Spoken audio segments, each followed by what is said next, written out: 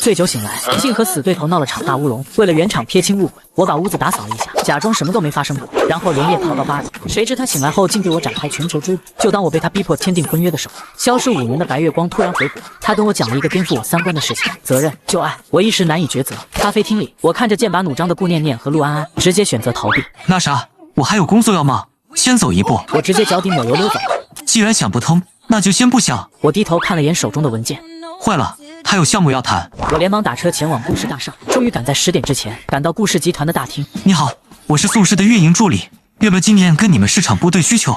前台挂着职业微笑。好的，请稍等。我看着在顾念念带领下再创辉煌的顾氏集团，顾念念真厉害，能超越宋氏不是没有原因的。不远处的专用电梯打开，顾念念的秘书张雪晴惊讶地看着我，刚要打招呼，就看到我做了个晋升的手势。宋先生，这边核对好了，在6楼的603会议室，我帮您刷电梯卡。会议室里，李琛已经准备就绪，看到我进来嘲讽道：“还以为你今天不来了，正准备让林墨哥给我换个搭档呢。”我在李琛旁边坐下，并没搭理他。一个男人带着电脑推门进来，坐在首位。既然人到齐了，我们就直接开始了。我开门见山，你们假大空的方案并不符合我们的预期，不知道是企业不行，还是招的人不行。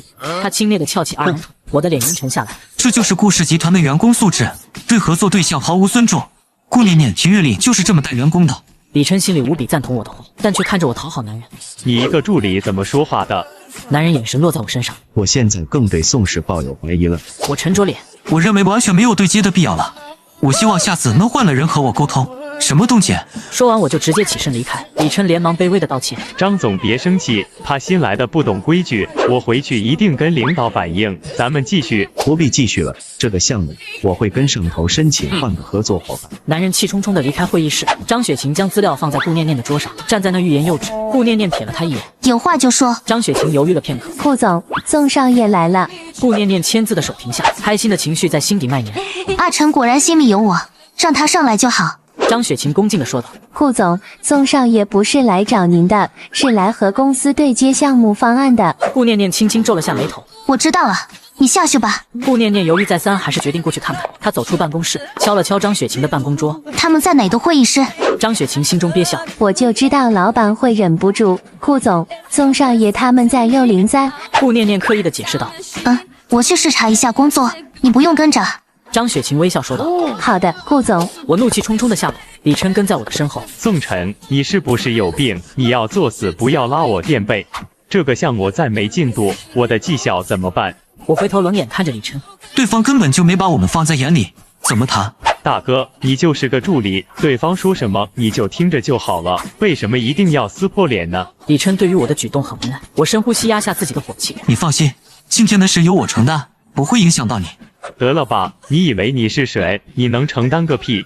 我真是倒了8辈子的血霉，跟你一组。李琛说完愤愤离开。我回头看了眼顾氏集团的大楼，心中对顾念念的不满又多了几分，越想越气。我反手又将顾念念好友拉入黑名单。我前脚刚离开，顾念念后脚就到了6楼。他假装不经意的路过603门口，却发现会议室的门开着，里面空无一人。人呢？这么快就对接完了？算了，阿成好不容易来我这一趟，中午请他吃饭好了。掏出手机，编辑消息发送，红色感叹号再次映入眼帘。顾念念有些懵，什么情况？我怎么又被拉黑了？原本还算晴朗的心情，瞬间阴转暴雨。顾念念生气地回到办公室，对着秘书吩咐道：“帮我把653早上的监控调出来。明明昨天还好好的，今天来了趟顾氏就把我拉黑了。我倒是想看看是谁让我莫名其妙背了黑锅。”感受到顾念念的低气压，张雪晴手中加快速度，快速将监控视频发给顾念念。顾念念看完视频，怒气横生，拿起电话，语气清冷地说道：“帮我接市场部负责人。”好的，顾总。对面还没说完，立马被顾念念打断了。现在，立刻来我办公室。很快，市场部的负责人何荣就出现在办公室，小心翼翼地问道：“顾总，是我们交的市场报告出了什么问题吗？”何荣，你当负责人几年了？顾念念就这样静静地看着他，声音不大，但是何荣大气都不敢出。他实在摸不透顾总叫他来的目的，本来挺直的脊梁有些微微佝偻。已经3年多了。顾念念点了点头，手指在办公桌上有节奏的轻敲。你觉得自己的管理能力如何？何荣谨小慎微地问道。还望顾总明示。顾念念盯了何荣一会，将电脑屏幕转了过去，视频也就10分钟不到。何荣的心越看越沉。视频结束，他弯腰鞠躬，语气恭敬地说道：“顾总，我知道该怎么做。”出去吧。顾念念摆了摆手，示意他离开。何荣走出总裁办公室，长长吁了口气。顾念念掏出手机给我打电话，电话响了2、3声，就直接被我无情的挂断，然后就打不通了。顾念念觉得有些委屈。阿成坏，跟我有什么关系？莫名其妙变成背锅侠。我跟李琛回到公司，周杰急忙帮我拉开座椅。怎么样，还顺利吗？李琛冷哼一声，那可太顺利了，他即将十分顺利的被开除了。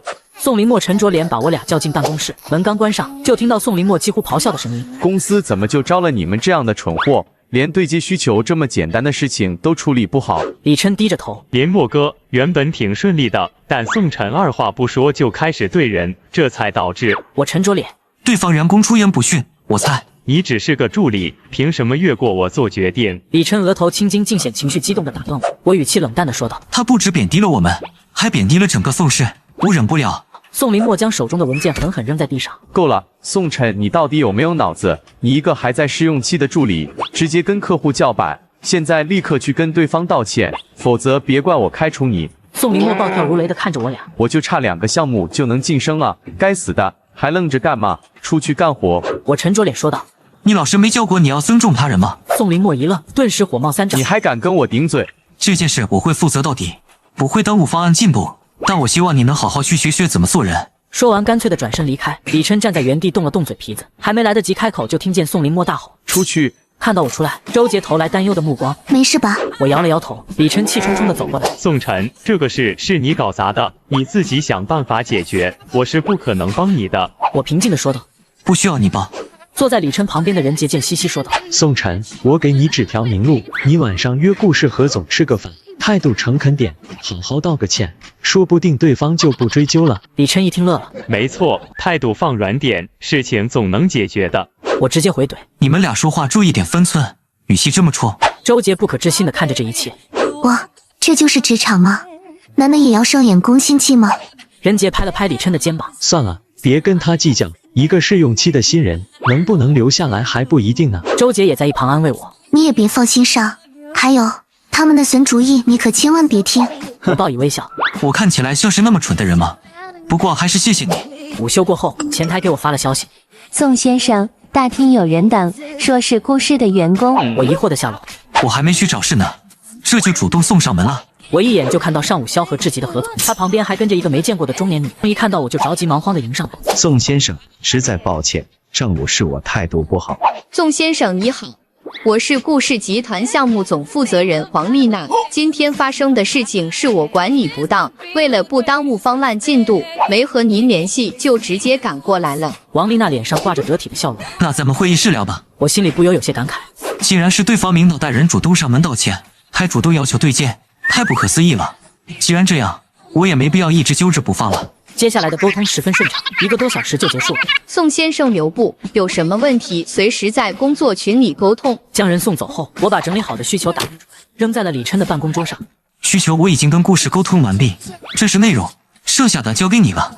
李琛瞪大眼睛，不可置信地看着桌上的文件夹。下班后，整个小组的人一起前往聚餐地点。让我们欢迎周杰和白猿加入小组。宋林墨举杯起身，故意没有提我的名字。今天刚被调过来的白猿对着宋林墨一脸讨好。多谢林墨哥，能够跟在您身边是我的福气，你很不错，希望你能摆正自己的位置。宋林墨说这话时，眼神瞥向我。林墨哥说的是，现如今总有人以为自己是世界的主角，实际上是……白猿顺势接话。宋林墨扬了扬下巴。白猿说的对，我希望大家能够搞清自己的定位，不要像某些人一样。我对他俩一唱一和的针对并不在意。这俩人格局真小。酒过三巡，宋林墨和周杰旁边的女生换了个位置。周杰，欢迎你。宋林墨捧着酒杯靠近周杰，周杰不动声色地朝着我这边移了移。谢谢宋哥。宋林墨笑容僵在脸上。你叫我什么？周杰长得像个不谙世事的女大学生，他眨巴着眼又重复了一遍。宋哥。我看着宋林墨变幻的脸色，嘴角止不住上扬。周杰，你还是跟他们一样，叫我林墨哥哥吧。好的，宋哥。周杰扬起一个微笑。宋林墨看着青春洋溢的周杰，感觉心跳都快了一拍。虽说周杰只是个还在试用期的助理，但是人美声甜，也不是不能发展一下。林墨哥别光顾着欢迎新人，也要记得多照顾我们这些老人。就是林墨哥哥，看看我们呀！其余人跟着起哄。宋林墨十分享受这种众星捧月的感觉。白猿端了杯酒走到我和周杰面前。我们是同一天入职的，现在又在同一个小组，我们喝一个吧。他自顾自喝掉了杯里的酒，有些不屑地看向我。我已经听说了你的光荣事迹，你到底靠什么进的公司？这不就一目了然了？我朝椅背靠了靠，抬了抬眼皮。白猿，你这样的想法实在让人不敢苟同。白猿被我的冷嘲热讽弄得有些尴尬，满脸愤恨地说道：“宋琛，咱们走着瞧。”推杯换盏，大家心思各异，因为第二天还要上班。吃过饭就准备各回各家了。宋林墨去买单，白猿跟在后面陪着。我和周杰站在路边，刚准备打车，就听到有人喊我名字：“阿晨。”侧头看去，一道亮丽的身影从灰色的车上跳下来。你女朋友？周杰看着来人，我摇了摇头。一个熟人，你先回家吧，我去打个招呼。周杰沉默几秒，视线扫过女人后便离开了。我见周杰走远后，沉着脸看向陆安安，陆安安的脸上是一如既往的温柔。阿晨，我们聊聊。我语气冰冷。陆安安，你查我？陆安安急忙解释。阿晨，别误会，我只是问了陆凡，才知道了你的行踪。我黑着脸。陆凡这个家伙，我怎么不知道这货还是个大喇叭？有什么话就在这里说吧。陆安安垂下有些黯然的眸子，声音带了点哽咽。这里不是说话的地方，上车再说吧。我刚准备拒绝，余光瞥到白猿和宋林墨从餐厅出来，不等陆安安返来，我径直钻进车里。陆安安有些疑惑地跟进车里。我们找个地方好好聊吧。我冷冷拒绝。不用，送我回去，在路上聊就好。陆安安微不可察地叹了口气。你还是在怪我。我偏头看向车外，没有说话。阿晨，你能不能心平气和地听一下我的解释？就在这时，我的手机响起，是林景浩打来的视频。我随手接起，屏幕中出现的却是顾念念那张俏脸。你是管牢房的吗？怎么动不动就把人拉进黑名单？他紧紧地盯着屏幕，语气调侃又意有所指问。我拿着手机的手不小心晃了一下，他瞥见我旁边有一个长头发的身影。顾念念脸色一变，语气变得轻了。阿晨，你旁边的女人是谁？陆安安听到顾念念的声音，凑到我旁边看向镜头。嗨，顾念念，是我呀。顾念念在看到陆安安的那一秒，小脸瞬间挂满不悦。这女人怎么在你旁边？陆安安一脸笑意地说道。我和阿晨也是朋友，我顺路送她回家呀。我不想看着两个女人针锋相对的样子，开口说道。我还有事，晚点给你从黑名单放出来。说完直接挂掉视频，车内一片寂静，谁都没有说话。阿晨，你真的要和顾念念结婚吗？陆安安眼神幽怨地看着我，我皱了下眉。是真是假跟你也没什么关系。我的话像是刺激到陆安安某处神经，她情绪变得有些激动。怎么跟我没关系？阿晨，我没有拒绝过你的表白。我脸上无悲无喜。你是没拒绝过我的表白，但你也没同意，不是吗？陆安安抿了下唇，想说些什么，却又不知从何说起。我继续说道。你也不需要跟我解释什么，当初是我年少轻狂，给你带来了困扰，我向你说声抱歉。陆安安面色复杂的。阿晨，我知道，现在我说什么你都不想听，我给你时间，等你想知道了，我一定和盘托出。半小时后，车缓缓停在宋家别墅门口，刚停稳，车门便被猛地拉开。我抬眼看去，直接对上顾念念那双漂亮的杏眸。你怎么在这儿？我疑惑地问道。我在散步呀。顾念念眼球打转，我质疑道。散步散到扒人家车门，射手帮的小忙而已了。我俩说话间，陆安安也跟下了车。阿晨，我今晚说的，希望你能认真考虑，好友记得通过，有事随时联系我。陆安安目光从顾念念身上扫过，停留在我身上，对着我温柔一笑。阿晨，早点休息哦。上车前满眼挑衅地看向顾念念，顾念念站在我面前，声音甜甜地问道：阿晨，陆安安跟你说什么了？我搓了搓身上的鸡皮疙瘩。你好好说话，我俩就简单叙了叙旧而已。顾念念看着我，眼里闪过一丝不安。你们之间还能有什么旧可叙？顾念念的声音带着什么一丝委屈。我看着顾念念的眼睛，感受到了她的情绪变化。虽然几年不见，但并不影响我跟她。我话还没说完，她突然向我靠近，我下意识闪躲，慌乱间她偷偷在我脸上亲了一下，我瞬间错愕。顾念念，你在干嘛？我看着顾念念的眼里满是无奈，顾念念一脸得逞的坏笑。宋晨，你反应未免也太大了吧？今天我当你不是故意的，这样的事我不希望再有第二次。我沉声说完，快步朝家里走去，凌乱的脚步和杂乱的心跳交互相应。未婚夫，记得把我从黑名单里放出来哦。顾念念目光炽热地盯着我的背影，笑容明媚。废话少说。我头也没回，在我的身影完全消失后，顾念念脸上的笑容瞬间消失。她吩咐道：查一下今晚他们什么时候见面呢？一直跟在她身后的司机快跑2步上前。好的，大小姐，要送您回。顾念念摇了摇头。不用，顾家的别墅就在宋家旁边。自从他接手集团后，就很少回这边住了。顾念念刚走到自家门口，管家詹姨就迎了上来。大小姐，您回来了。顾念念点了下头，视线落在灯火通明的会客厅方向。家里有客人，是季家带着季少爷来家里走动。顾念念收回视线，没打算过去。念念姐，惊喜的声音从身后响起。顾念念上楼的脚步一顿，回头便看到季川大步朝自己走来，身后跟着继父继母，还有自己父母。继父季荣光打趣道：念念回来了。季川这小子刚刚还在念叨说好久没看到你了。季川不满地说道：“爸，你别瞎说。”阿川只是害羞了，是谁来之前还吵着要追你念念姐呢？季川偷偷打量着顾念念，心口好似一头野猪在乱撞。顾念念微不可察地抿了下嘴。这一家三口的目的性也太强了吧！顾父顾松燕无视季家人的话，冲顾念念没好气道：“哟，今天太阳打西边出来了，我家大小姐今天怎么知道回家了？”季川惊喜地看着顾念念：“念念姐，你是不是知道我来了，所以专程回来的？”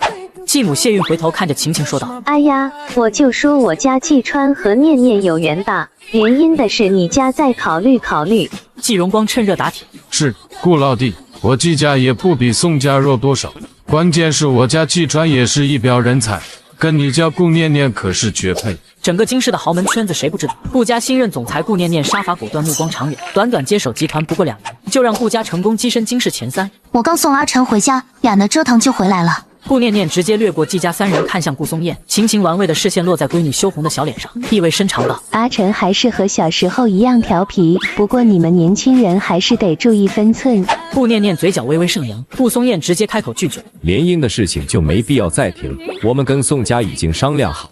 再说这俩年轻人也情投意合。”季荣光的脸阴沉下来：“你们再好好考虑考虑，天太晚了，我们就不打扰了。”爸，我想再跟顾念念姐姐说几句话。季川倔强的不肯离开。其一，我今晚可以住在这吗？刚好明天可以去找表哥玩。季川一脸期待的看向晴晴，晴晴有些尴尬的看着他。他跟谢婉仪关系好，所以对我亲近，跟谢韵不过点头之交而已，所以也就单单知道他儿子叫季川。其一，我保证不会影响念念姐工作，你就让我留下吧。季川走近晴晴，语气轻易的说道。晴晴面露无奈。顾念念站在楼梯上，居高临下的看着季川：“季少爷，麻烦你还是回自己家吧，你留在我家过夜会被我未婚夫误会的。”季川有些难过的看向顾念念，晴晴顺着闺女接话：“对，季川你回家吧，宋晨的性子你也知道，别到时候……”季川的脸色青一阵白一阵，季荣光脸色难看的吼道：“季川，别在这丢人现眼了，赶紧回家。”季川这才颓然地走到父母身边，离开前又回头深深看了眼顾念念。念念姐，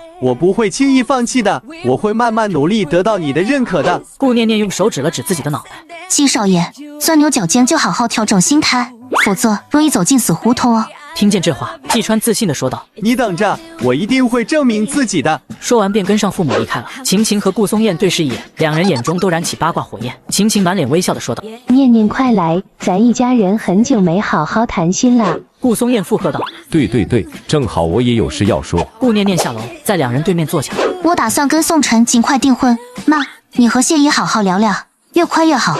晴晴疑惑地问道：“可阿晨不是说不想那么快结婚吗？”顾念念抿了下唇：“只是先定下来，又不是马上就结婚。”顾松燕沉吟道：“我倒是没意见，反正跟宋家也认识几十年了，这也算强强联手了。”聊完后，顾念念径直走回房间。原本还想和阿晨来日方长，可我现在等不及了。我躺在床上，脑海里陆安安和顾念念的脸来回数，本来俩人长得有来有，但是到最后慢慢只剩下顾念念的脸。八成，我有罪，我真不是故意把你位置暴露给我姐的。电话那头，陆凡的声音委屈极了。陆凡，我现在不想跟你讲话。陆凡哀嚎道：“别，成哥，我真的不是故意的。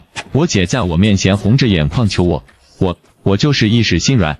我向你保证，再也没有下次了。”我知道他不是故意的，假装生气的说道：“我不可能就这样轻易原谅你的，除非……”陆凡声音带着讨好：“吃喝玩乐一条龙服务，肯定给你安排的明明白白。”我放松了语气：“这还差不多。”陆凡话锋一转：“八成，我觉得我姐是喜欢你的，你要不要考虑做我姐夫？反正你跟顾念念也不对付。”我沉默了几秒，语气有些沉重：“阿凡，当初的事你比谁都清楚，你现在说这种话，自己不觉得可笑吗？”陆凡迟疑片刻，缓缓开口：“八成，虽然我很磕你跟顾念念，但如果我姐喜欢你，我希望你能考虑考虑我姐，毕竟你曾经那么喜欢她。”挂断电话，陆凡看向一旁安静聆听的陆安安：“姐，该说的我都说了，我和宋晨是好兄弟，我不希望因为你让我哥俩生分。”陆安安起身走出陆凡的房间：“知道了。”我还没来得及放下手机，又接到了林景浩的电话，同样的开场方式：“阿晨，我坦白，我受不了顾念念的糖衣炮弹，把你的行程透露给他，我助纣为虐，我该死。”我冷笑一声：“让我听听，什么诱惑能让林大少爷折腰？”林景浩心虚道：“顾家车库的豪车我随便挑。”一台豪车你就流哈喇子了，你真的是，到时候记得帮我也开一辆。林景浩啧了一声，好奇地问道：“不过顾念念咋惹你了？又被你拉黑了？”我翻身站起来，就是觉得他傻乎乎的，就给他拉黑了。林景浩一头雾水，以前拉黑好歹事出有因，现在完全就是莫名其妙的针对。他有些无奈的说道：“行吧，你牛你说了算。”说罢就准备挂断电话，突然听到话筒那头的我悠悠的说道：“陆安安刚才找我了。”林景浩的反应比我想象的还要大。什么？你在家吗？我马上过来找你，咱俩今晚彻夜长谈。我还没来得及解释，林景浩直接挂掉了电话。不到半个小时，他出现在我卧室门口。我打开房门，诧异的说道：“你小子还挺快。”林景浩推着我，迫不及待的往屋里走。点磨机，我无语的吐槽：“你是一点都不客气。”林景浩直接大大咧咧的瘫在我的沙发上，拍了拍旁边：“快来，我等不及了。”我在他旁边坐下。什么玩意儿？你就等不及了？林景浩好奇的看着我问道：“陆安安找你说什么了？”我白了他一眼，没说啥就挂了。你的视频就打过来了。没吃上瓜的林景浩一脸无语：“什么？就这？白跑一趟？”我白了他一眼：“你也没给我开口的机会，火急火燎的就站在我门口了。”两人你一言我一语的聊着，我看了看时间，已经过了12点，困意袭来，我打了个哈欠。睡觉吧，哥们，你是无业游民，我明天还要上班，你去隔壁睡。林景浩留下一句：“哥们，不管你最后选择谁，我都支持你。”我是在周末这天得知自己要跟顾念念订婚的消息。儿啊，我和你秦姨挑了个好日子，下个月初8不错，订婚初步就定在这天了。谢婉仪挽着我的胳膊边逛边说，我眉头紧皱，脑中忽然浮现出顾念念在别墅门口的亲吻。妈，是不是有点太仓促了？我这刚上班，甚至都没转正的呢。我妄图让我妈收回这危险的想法。妈帮你看过了，那天正好是周末，不影响你工作。就在我想说些什么的时候，被谢婉仪打断。你是不是不想跟顾家丫头结婚？你告诉妈，妈帮你回绝顾家。妈妈还是希望你开心幸福。谢婉仪的语气带着难得的严肃，我张了张嘴，不想2字最后还是没说出口。我确实不想跟顾念念结婚，但想到那段录音和之前的这些事，我必须要承担起责任来。妈，我没有。谢婉仪心情愉悦地说道：“那就这么定了，我跟你秦姨说一声，可以开始定做礼服了。儿子，今天的消费妈妈买单，你随便挑。”我心不在焉的点了点头，掏出手机犹豫了片刻，把顾念念从黑名单拉了出来。订婚的事你知道吗？顾念念开完会回到办公室，嘴角不自觉上扬。我也是刚知道，我们家阿晨社的把我从黑名单放出来了。我看着消息，嘴角一抽。果然，顾念念就只适合关在黑名单。关掉手机，我不打算再回他消息。顾念念坐在办公桌前处理着文件，视线时不时落在一旁毫无动静的手机上。张雪晴站在一旁汇报下周的行程，最后实在忍不住说道：“顾总，要不您直接给宋少爷打过去吧。”顾念念被抓包，有点尴尬的抿了下嘴巴。汇报完了就赶紧出去工作。张雪晴是管家詹姨的女儿，跟顾念念从小一起长大，是下属也是朋友。张雪晴轻咳一声，将剩下的行程快速汇报完。顾总，我就先出去了。关门前，她伸个脑袋进来。大小姐，记得主动出击哦。顾念念没好气道：“你是不是工作量太少了？”张雪晴毫不犹豫地将门关上。顾念念把玩着手机，最终还是按捺不住拨通了我的电话。电话只响了一声就被接起。是念念，阿晨在试衣服，你是不是打算约他吃饭呀？谢婉仪温柔的声音传来。谢姨，我们在创顶3楼的爱吃家，你直接过来吧。谢婉仪不等顾念念回答，急忙挂掉了电话。我穿着一身高定西装走到谢婉仪跟前。谁的电话？谢婉仪面带欣赏的看着我。儿子真帅，不愧是我生的。转头对着服务员吩咐道：“刚刚他试的全都要了。”我整理着领带问道：“妈，刚刚谁给我打的电话？”谢婉仪伸手帮我整理衣服。不是念念，他说过来找你商量下订婚的事，我把地址告诉他了。妈，你怎么都不跟我商量一下？我好不容易过个周末，可不想看到他。谢婉仪拍了拍我的手，就是好不容易过个周末，你们俩才应该一起培养感情。单妈买完了，就先接你爸下班了，你在这等一会吧。看到我妈毫无留恋的离开，我无语凝噎，匆匆去换掉身上的衣服，打算在顾念念来之前跑掉。宋少爷，这些还是老样子吗？送到别墅就行。我摆摆手，脚步匆匆离开。等电梯的同时，给林景浩和陆凡发了晚上聚餐的位置。缓缓打开的电梯门内，顾念念那张熟悉的脸蛋慢慢出现，女人面带笑意，语气狡黠：“不客气，还专程来电梯接我。”我有些懊恼，该死的，早知道就走其他电梯了。见我不说话，顾念念轻哼一声走出电梯。看来不是等我，是想跑。我有些心虚的不敢看他。笑话，我又不是逃犯，我跑什么？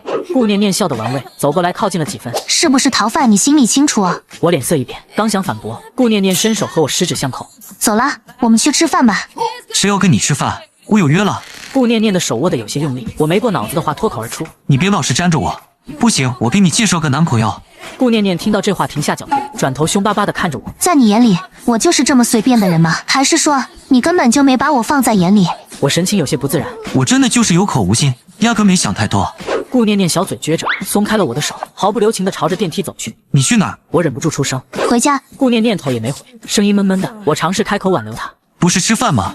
宋少爷的饭我怎么配吃？话完，顾念念直接进了电梯，指尖毫不犹豫按下了关门键，电梯门徐徐关上。我只能看到顾念念带着嗔怒的小脸，呆愣地站在原地，有些想不明白。顾念念为什么这么大反应？我又不是真的要给她介绍。随即将顾念念抛在脑后，让司机把我送到跟兄弟们约好的地方。顾念念气鼓鼓地回到车上，掏出手机，准备像我一样丝滑又坚决地把我拉进黑名单。手指划来划去，没有点击确认。顾念念犹豫了，她根本就舍不得下手。算了，我才没有这么幼稚。他无奈地叹了口气，将手机放回口袋，有些烦躁地靠在椅背上。如果阿晨主动来找我，我是继续生气呢，还是勉为其难地原谅他呢？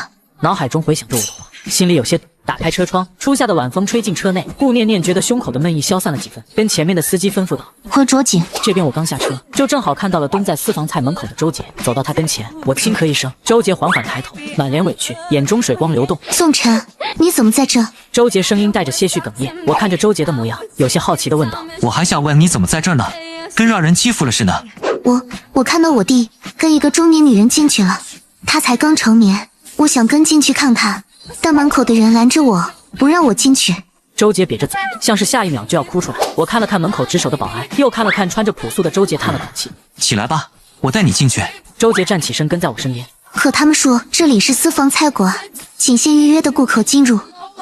我愣住了，差点忘了我在公司的人设就是一个普通人。哦，我哥们是老板朋友，你懂的。会员卡是他给我的。随意胡诌了一个理由，门口的保安都认识我，恭敬打了声招呼。我微微颔首，但是身后的周杰被拦了下来。女士，刚刚就告诉你了，这里是预约制用餐场所，没有预约不得入内。周杰委屈巴巴地看着我。宋晨，我回头被他的模样逗笑了。他是我朋友，跟我一起的。我朝保安说道。抱歉，我们不知道。保安一愣，随即立刻放行。我轻车熟路地按了楼层电梯。你知道你弟弟在哪个雅间吗？周杰紧跟在我身后。我不知道，我就看见他跟着一个中年女人进去了。爸，你先跟着我，我先跟朋友打声招呼，再陪你去找。周杰满脸诚恳。好，谢谢你，宋晨。要不是你，我今天都不知道该怎么办了。我不以为意地说道。别客气，我们怎么说都是同事，在公司你也没少帮我。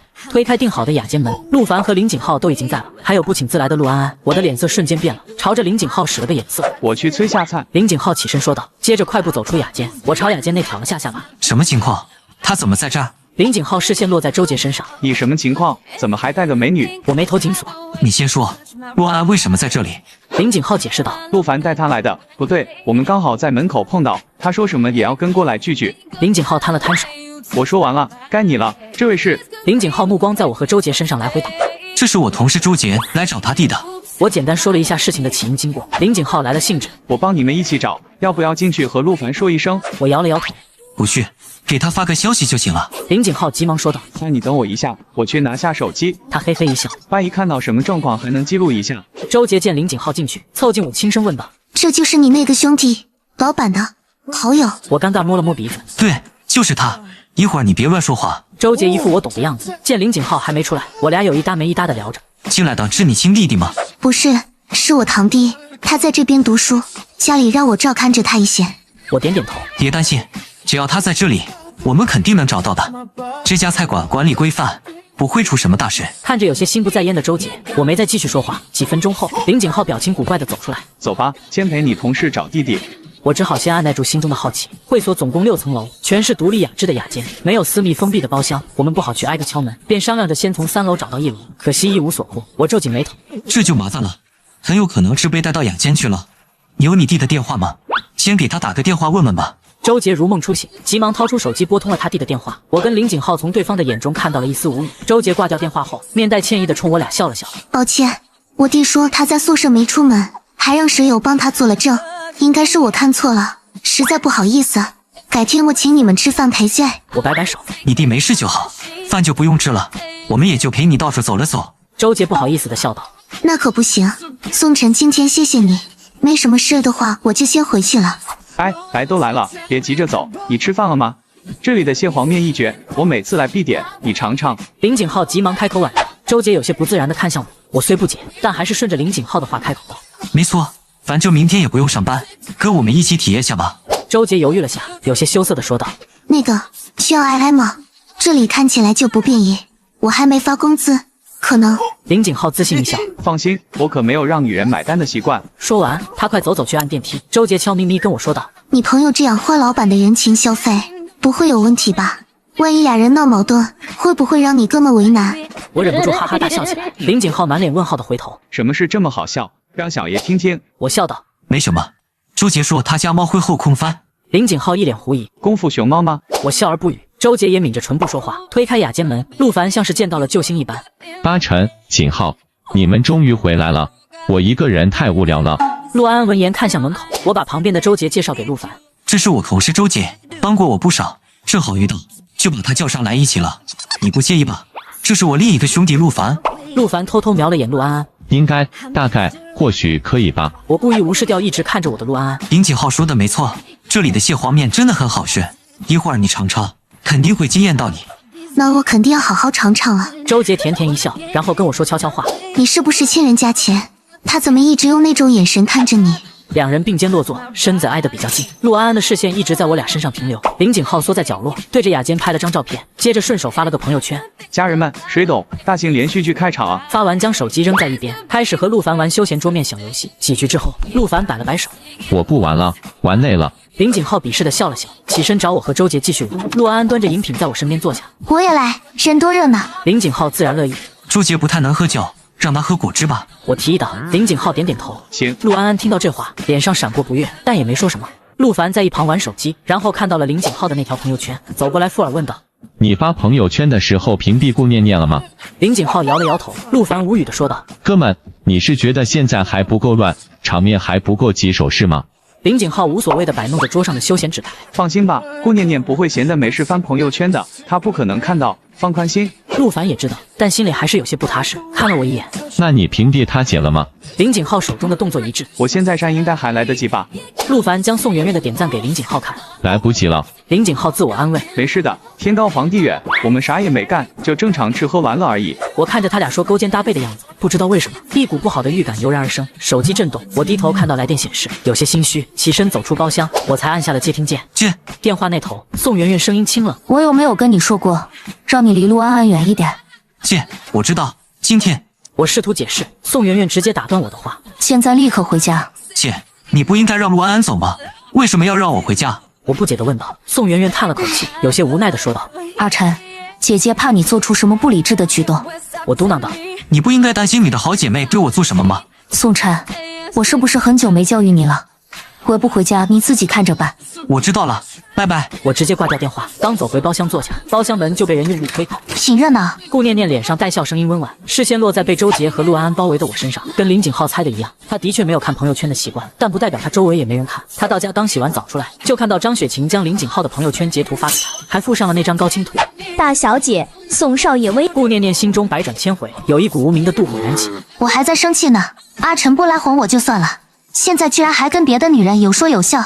周杰在看到顾念念的瞬间垂下眸子，我有些惊讶的开口：“你怎么来了？”顾念念语气带着愠怒：“怎么了？影响你谈情说爱了？”周杰不动声色地朝我身边靠近了几分。是谁？你女朋友吗？周杰声音不大，但恰好能让一旁的陆安安听得清楚。他没有女朋友，除了我，他也不会找别的女朋友。陆安安的声音足够包厢里所有人都听得一清二楚，包括站在门口顾念念。我有些头疼地揉了揉后脑勺，本来就够乱七八糟啊，顾念念一来更乱了。林景浩站起身子，讨好的让了个位置出来。念念姐，快来快来，就等你了。我咬牙切齿的低声问道：“你叫来的？”林景浩摇了摇头，又指了指手机，示意我自己看。我不明所以的翻着手机，直到看到那条朋友圈，看到我姐的点赞，我气得咬牙切齿。我就说我姐是怎么知道的？合着群众里有个没脑子的叛徒。我怒瞪林景浩，林景浩咧嘴嘿嘿一笑。顾念念走过来，瞥了眼没眼力见的周杰，麻烦让让。周杰用手指了指一旁的空位，那边还有位置。顾念念有点生气，我说让你让让。周杰一脸无辜地看着他，我说那边还有位置。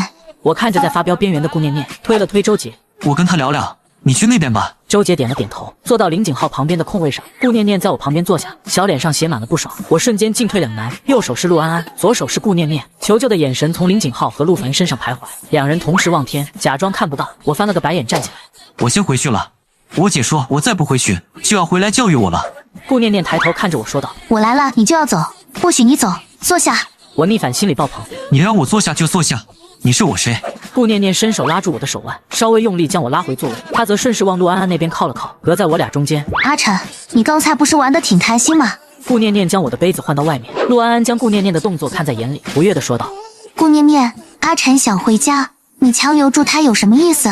我和你玩。”顾念念轻描淡写地问道：“陆大小姐想玩什么？”对方也无所谓地说道：“都行，你擅长什么就玩什么。”顾念念指了指桌上的休闲纸牌小游戏：“就这个吧。”陆凡见两人跃跃欲试的样子，说道：“我也来。”林景浩有些无语地瞪了他一眼：“不凡，我突然想起来，咱俩还有事情没干完，走吧。周姐，你也要回家了是吧？那咱一起走。”周姐有些犹豫，她觉得留我独自面对这俩女人不是什么好事。咱俩能有什么？陆凡的话脱口而出，在看到林景浩朝自己挤眉弄眼后，恍然大悟：“对，得赶紧去，不然就太晚了。”我见两人要走，也跟着起身准备离开，又被旁边的顾念念拉住了。又想跑？我摸了下鼻子，没有，我去送他们。哦，送人，那就不用拿手机了。阿晨，你快去快回。顾念念顺手拿走我的手机代为保管，温柔地看着我：“得，这下走不了了。”我见周杰还是坐着不动，便示意他跟我出去。宋晨，我怕你吃亏，虽然我帮不上什么忙，但是我在那坐着，他们多少还会有些顾虑。我笑着安慰：“没事，他俩都是我朋友，不会出什么事的。你早点回去吧，这里离你住的地方太远了。”行吧，那你有事给我打电话。算了，还是打扁帽子叔叔吧。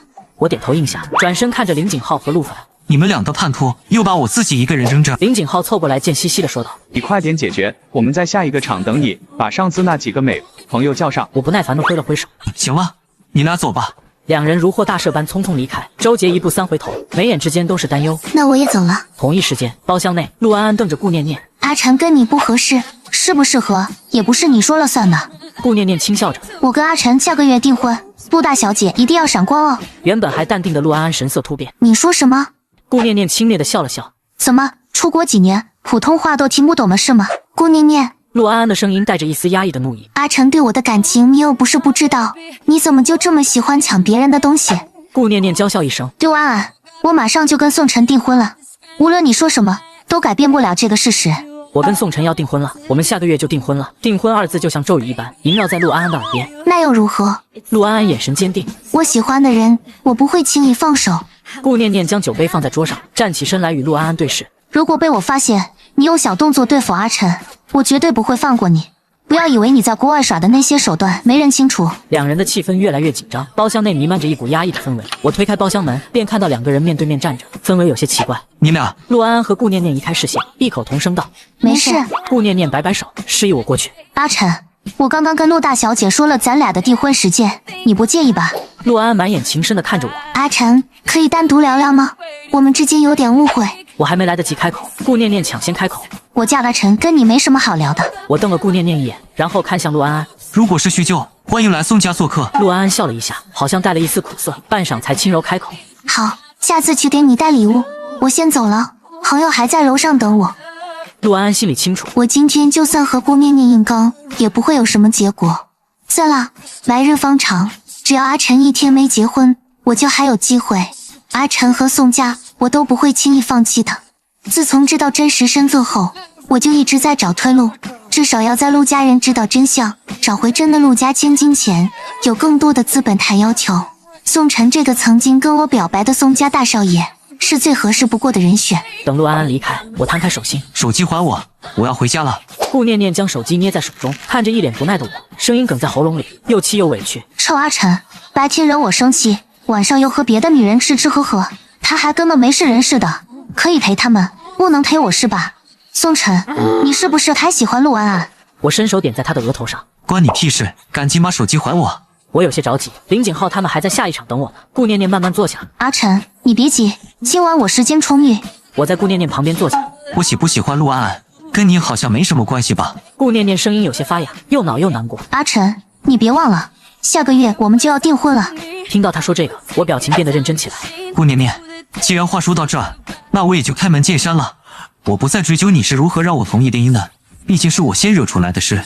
不过我要跟你约法三章。”顾念念双手环胸，腮帮子有点鼓鼓：“我们是商业联谊，先说好规则，对外扮演好夫妻，互不干涉私人生活，但不能损害双方家族名誉，更不能搞暧昧绯闻。”我一口气说完：“我的要求就这些，你看看有没有什么想要补充的？”顾念念眸中淡红，死死地盯着我：“你就是这么想我们之间的联姻的？我不置可否的点头。你说希望能合作愉快，我觉得这些是能够让我愉快的规则。顾念念站起来朝我俯身靠近。好，那我有个问题想问一下宋大少爷。我有些别扭的偏了偏头。你问就问，靠这么近做什么？顾念念凑近我的耳边。既然要做名义上的夫妻，那我们平时的相处模式，你打算怎么安排呢？宋少爷。顾念念的温热气息拂过耳畔，让我心头一跳。顾念念用手将我下巴抬起，强迫我与他对视。我支支吾吾。豪门联姻都是合作关系，各玩各的，哪有什么夫妻生活？宋晨，你可真是好样的。顾念念松开手，声音里蕴含着怒意。我耸耸肩，再次摊开手心。手机。顾念念心口的怨气不上不下。阿晨居然能说出这种话，玩就算了，我还是觉得你比较有意思。顾念念将我的手机递了过去，手机屏幕亮起。顾念念恰好看到林景浩的消息。小姐姐们到齐了，就差你了。我将手机抽出握在手中。顾大小姐回见，我要回家了。顾念念小脸带笑。我顺路送你，别拒绝，否则我可不知道自己会做出什么事情。我有些不太情愿地说道。用不着，我又不是没司机，我又不是真回家。上次就是去了还没开始玩呢，顾念念就来了。这次说什么都不能让顾念念再破坏了。不要你送，我自己走。司机已经在门口等我了。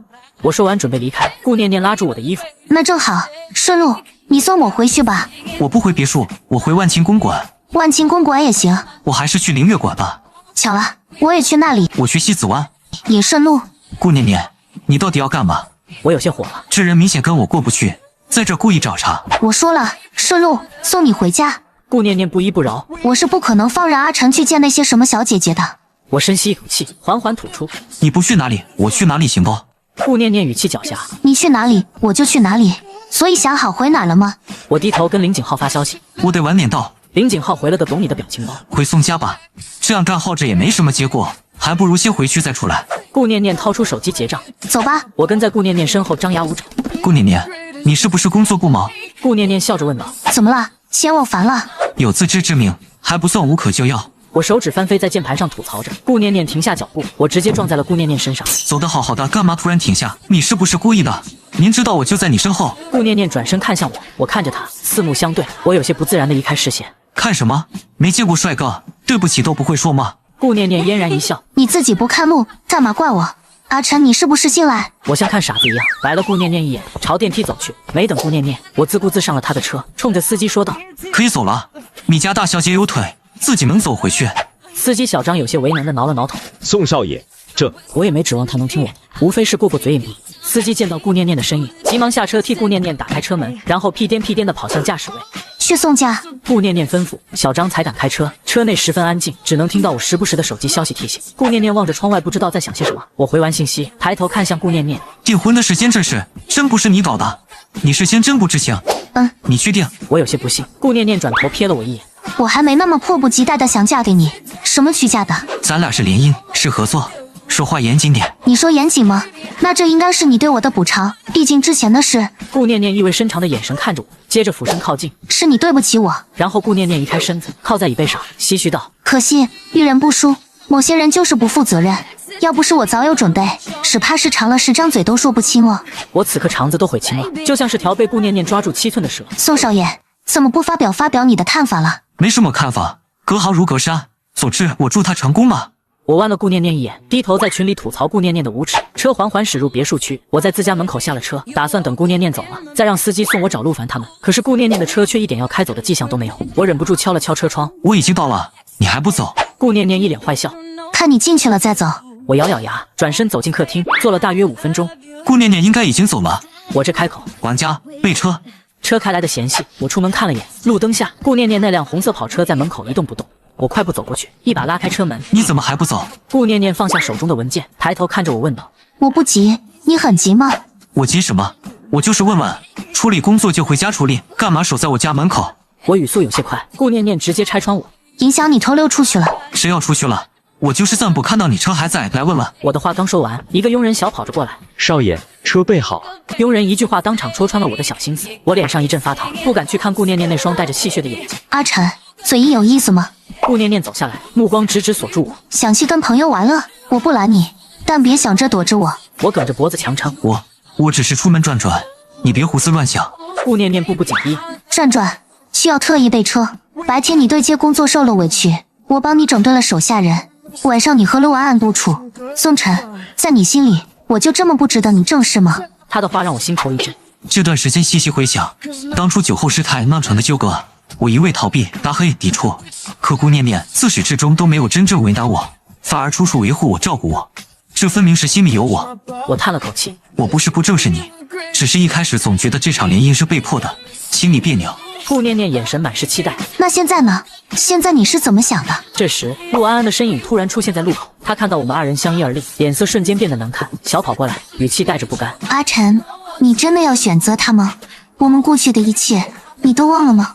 我语气平静，过去的早已翻篇，当年你没有接受我的表白，如今也不必再纠缠。陆安安脸色煞白，整个人踉跄了一下。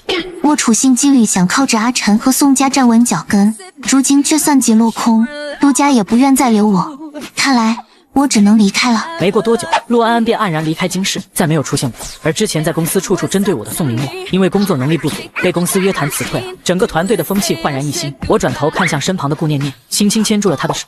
之前的约法3章作废吧，这场联姻我不想只做表面功夫了。顾念念猛地抬头，眼中瞬间盛满惊喜，嘴角扬起灿烂的笑容。阿晨，你想好了？我认真点头，想好了。我们从最初的针锋相对，到后来的步步纠缠，不知不觉里，我早就习惯了有你的存在。